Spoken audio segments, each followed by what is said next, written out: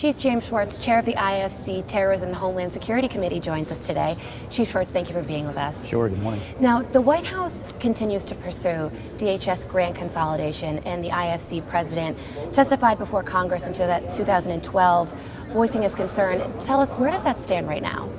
Well, right now, in the 2013 appropriation bill, Congress has told the administration that they will not allow any kind of change in the way the grants are administered without some authorizing language. They've written that into the appropriation, and as yet, the White House has not presented any authorizing language that Congress can consider.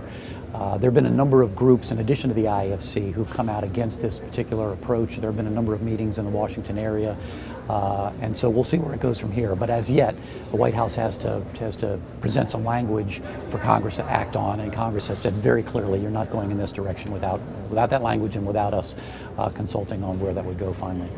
Now, what's at stake if these grant programs are consolidated? I think our main concern is the voice of the first responders. The responders in the various communities that benefit from these grants, having them at the table and being able to advocate for what their needs are. And there's a great deal of concern that with the consolidation of the grants that would be administered at the state, that the process would not allow for the voice of the first responders to be fully heard. Now, speaking of that voice, do you feel like the voice of the IAFC and other fire leaders are being included in the conversation about consolidation? Well, what I would say is that a number of groups, other professional organizations like the IAFC, have banded together, I think, to have the conversation with the administration and also with the couple of groups that are promoting this idea.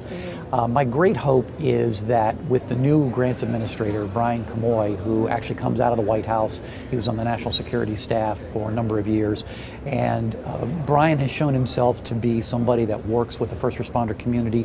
He was in large part behind the creation of Presidential Directive Number 8, the Preparedness Directive, and in developing that directive, Brian showed himself to be very inclusive of bringing the first responder community in, having conversations, long conversations. Representatives from the IAFC met with him for over 8 hours back a couple of years ago when he was doing that. So I think the new grants administrator shows himself to be somebody that's willing to work with us, and my hope is that that'll continue as he gets into the job and has to figure out, because he'll probably be the one responsible for promoting this approach to the grants should the administration decide to go forward with it. I see. Chief Schwartz, thank you for being with us today. Great pleasure. Thank you.